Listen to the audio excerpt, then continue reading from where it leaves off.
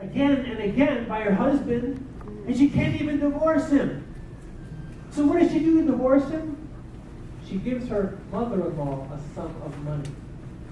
And that allowed, then her husband would divorce her. And so she comes to our country, not even just visiting us, but just in her own heart, broken and angry. And Christ comes in and gives her love and peace. That's the change that can happen as you and I live out our faith. It's not going to be perhaps broadly, legislatively in certain regards, but one by one, God's kingdom expands through our life and our efforts and our investment in the lives of others. In the book of Isaiah, the Bible says that the government would be upon his shoulders, meaning prophetically know that now to me it was Christ. And when Christ was here, he embodied and lived out the principle that he wanted all of us to live who claim our allegiance to him. And one person said that Christianity started in Judea as a brotherhood. It went to Rome and became a religion. By the time it got to the United States, it became big business. And we've got to take the big business out of the church because we ran our churches like corporate America for too long. And I believe the fundamental problem in our country has all to do with what goes on in our churches. The church is the largest special interest group in America. If you took every person who goes to church in this country out of our institution, it would go down in a day. And so those of us who are the church, if we realize who we really are and what we've been called to do, and we look at what happened when the church left Judea and, of course, transformed the Roman Empire. After 2 centuries, Rome became a Christian empire, and then for nearly 10 centuries, Rome dominated the world. In the 15th century, Martin Luther wrote his 95 Theses in 1517, and that institution was toppled somewhat by the Protestant movement. And so now you got denominational churches all over the world. You got all these factions all spawned from one root, and until the Catholic Church, the Methodist Church, the United Methodist Church, and the Pentecostal Church, and all these other institutions realized that we all came from one root. And God never called us to function separate and apart from each other. And when we see ourselves in our cities and our local communities as a part of one root and begin to act that way and live that out, we can transform our country one city at a time. So the church has all to do, not only with the future of America, but for this world, because we have the only truth. The church has the only truth. There's but one truth, and we have it. We've got to live it out. I'd like to go back to the basic principle that you see in the scriptures, and that is the state is called to be a servant of God. So, very broadly, well, isn't that what the church is supposed to be doing? Educating, teaching, leading, guiding, that we're raising up servants? Yes. We had our Second Vatican Council way back in 1965. That's a long time ago now. And they dealt with this whole question. And one of the documents, unfortunately, I don't think most Catholics ever heard of the document or ever read the document. But it's very clear, one of the major documents that came out of Vatican II dealing with this whole issue of church and state. The church has said, we should be telling our congregation that you, as a Christian, have a responsibility, if you can, to serve as government individuals. Now, you have a responsibility. I bet 99% of my congregation has never heard of that, although I've explained it to them several times. And the problem is we let other people get in office and do what they want, and we sit silent. Like somehow we have no place there, we have no responsibility there. I think the trouble is we've let all these atheists, if you will, with their atheistic philosophies, rule the day. And we just sat quiet too long. And we let them take over. Well, I think in 1965, the Vatican Council said, no, our individuals, you need to get busy, and if you could go and serve in public office, not cheat the public and put of just in Africa, the corruption in Africa, it's so sickening when you see it. What the way they take millions of dollars out of that country and they leave those people in such poverty. They have no concept of service whatsoever. Well, we have the same problem here. I mean, how many people go to Washington to serve? How many go up there, they go up there poor? How many millionaires come back from Washington, D.C.? Should be the dead opposite. They don't know what service is about. They need to have the model of service, which is Jesus the Christ, who came into this world with nothing and left this world with nothing, but he gave us everything. That's the model they need to follow. That's right.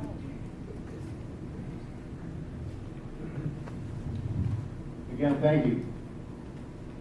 Brings us to this topic. What do you think is the biggest, most concerning crisis confronting America today?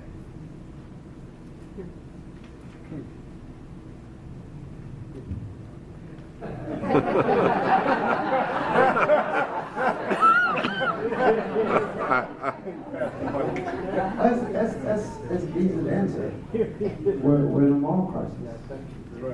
We are in a moral crisis. We are. And until we realize that, there's no fixing for us.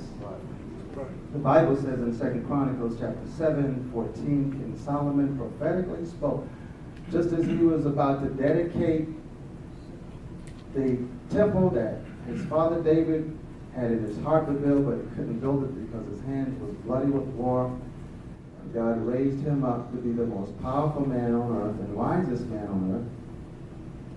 And he's speaking, dedicating this temple, and he says to the people, you'll find this in 2 Chronicles chapter 7 and verse 14, if I shut up heaven and there be no rain, if I cause the locusts to devour the land, if I send pestilence among my people, if my people, which are called by my name, not the sinners, not the Gentiles, my people, those of us who say we know God, if we will humble ourselves and pray. Now Solomon wrote those words before the Israelites went on a downward spiral, just like America is doing right now. It was the most powerful nation on earth. It actually toppled Egypt because prior to them, the Egyptians were the most powerful nation on earth. And Solomon became the wisest man and unfortunately became a fool in his later years. You know the story. He married all these foreign women and tried to please them all and turned around and brought paganism into the house of God. And when he died, God said to him, I'm going to snatch the temple away from you. If it hadn't been for your father David, I would strip you completely. And so for David's sake, I'm going to leave a portion with you. And when he died, the kingdom was split in two. Northern and southern kingdom, they continued to spiral. All of the prophet came. The more the prophet came, the more they persecuted the prophet, until in 729, the Assyrians came in and took them into captivity. 120 years later, the Babylonians came in and took the southern kingdom into captivity. Solomon preached and said, if you would call on my name, even when God takes you into captivity, turn to this place and pray. That's what we've got to remember. There is no hope for a people of God outside of God. No government can fix us. That's right. Man was created to be self-governed. And anytime we elect politicians to do for us what they won't even do for themselves, claiming they're going to take us somewhere, it's always about them and never about us when they get in office. We've got to get back on our knees, cry out to God for mercy, and ask him to forgive us for the atrocities. We've allowed 9 Supreme Court judges to declare it's right to abort 60 million babies. 300 million of us sit down and let them do that. Something is wrong with that picture. Absolutely. Amen. Right. We've got to get back to God.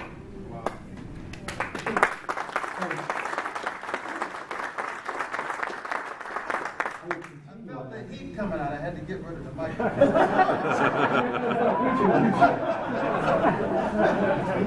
He's sorry, you can just throw those lights away. I think if I would boil it down, you talk about the moral crisis. The moral crisis comes from the breaking of the first commandment. I think it was Augustine that said, love God and do what you want. The whole idea of having one God, I mean, the idea of truly loving God would mean you would keep all the other commandments. That's the idea behind it. But because there is such idolatry, because we have been deceived into trusting and following other gods, I believe that is our ultimate downfall. We have not trusted. We have become self-reliant.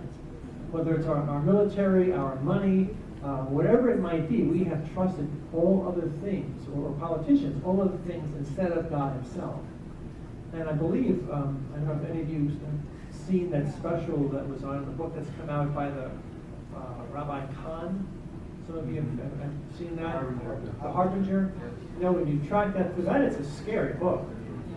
And it was so, what was so scary about it, it was all backed up by dates. It wasn't as if he was just throwing things out there, but he was putting dates and the exact locations where some of these things happened, right?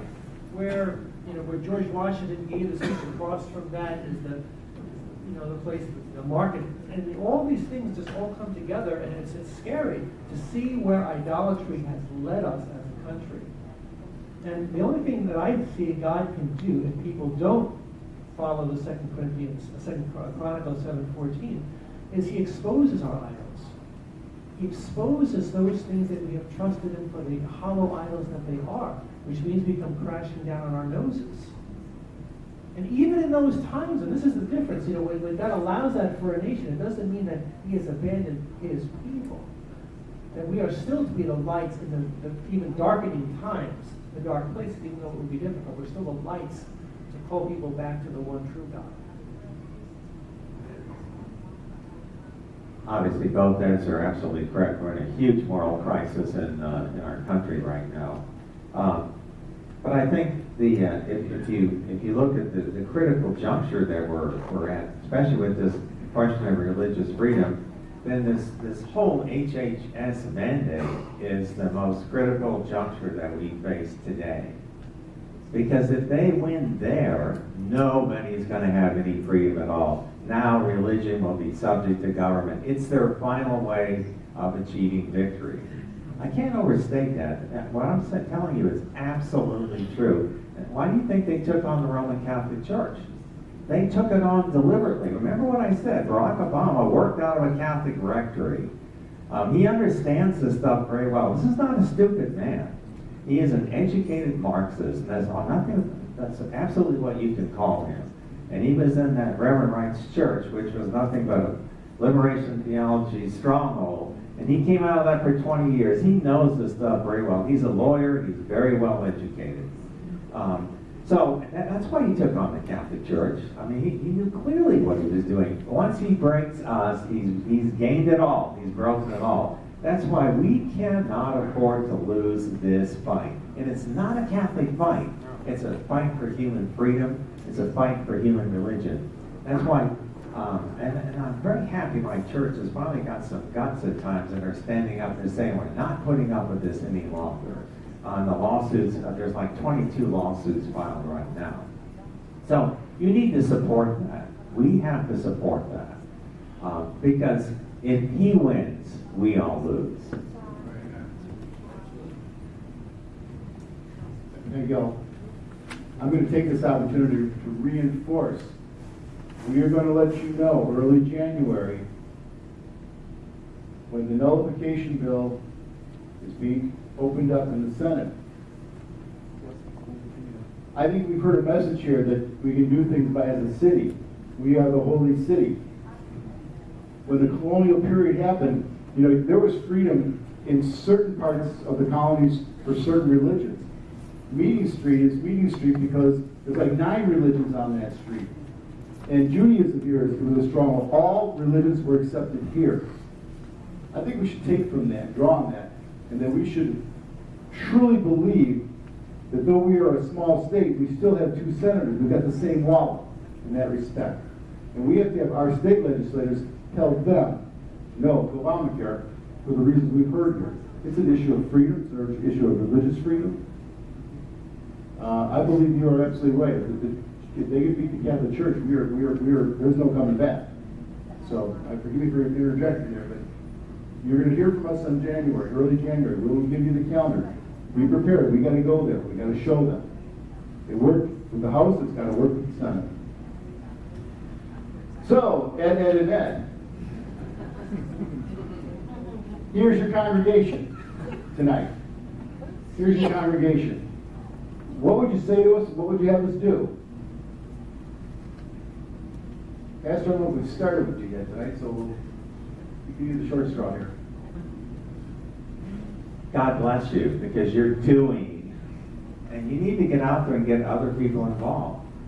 You know, it's kind of sad. If you look around, look how many gray hairs are in here. Isn't that a shame? Think about it. Isn't that a shame? I mean, where are our young people? My youth group, we're making a big deal with this, and we will continue to do that. You are the hope of the future. You're doing what that Vatican Council said back in 1965. You're not sitting still. You got your hands dirty. You're in the fray. You're in the fight. But we need to get more people in this fight. This is not my fight. This is our fight. This is the fight of humanity. We want to talk about racism. There's only one racism here. It's the human race. The freedom of the human race. So I beg you, you're wonderful. Thank you. You have no idea how much God will bless you for what you're doing, but get other people involved, because we can't win it alone.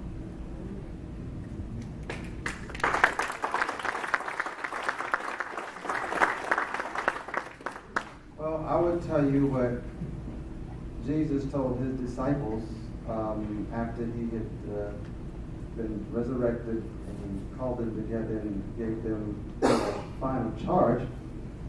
And he said to them to go into all the world and preach the gospel of the kingdom, making disciples. We have done an excellent job in our churches of making members, but we've done a poor job in making disciples. Good word. And so we've got to go back to discipling people and helping them to grow up. I have to give my good friend in the back, Bonnie, back there, he told me this illustration about the cruise, the church being likened to a cruise ship when it should be a battleship. But we don't want to battle. We don't want to do spiritual warfare. That's too hard. We want to go on the cruise ship and be pampered and get in the pool and juleps and just have fun. But we are in a warfare.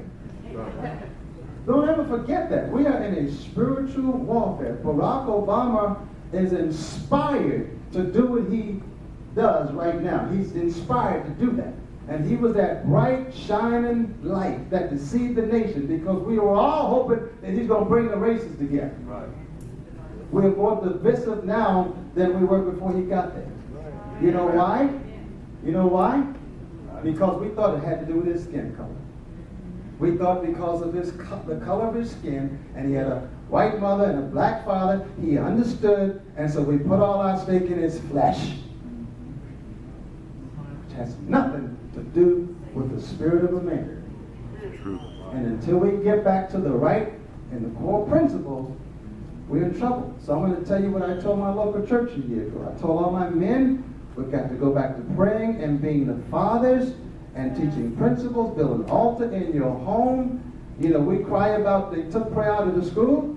What happened to prayer in our home? Amen. Nobody took it out of our home, but we stopped praying. We got to stop keeping these values from the ground up and teaching our children and spending quality time with them so that we can change this generation from the ground up. And I believe that's where we're going. You know, one thing I would add to that is not only bring your feet here, but other places where it can really do good. And I'm thinking about the abortuary in, I believe we started 40 Days for Life again, program predominantly by Catholics, unfortunately, but other groups have joined.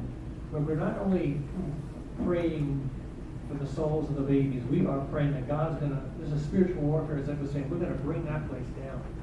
Every year since the group has begun meeting, the number of abortions has declined in that place from about 3,000 down to, I think it's like 2,100 or so, something of that nature. I mean, it's significant declined for the last 5 or 6 years since people have begun to show up and to pray, to hand in information to the girls, to encourage them to come over. So to put some feet to your prayers in that regard, as well as praying on your knees, but put some feet to your prayers and get out there and do some of the things that will make a difference in the lives of other people being a Christian witness.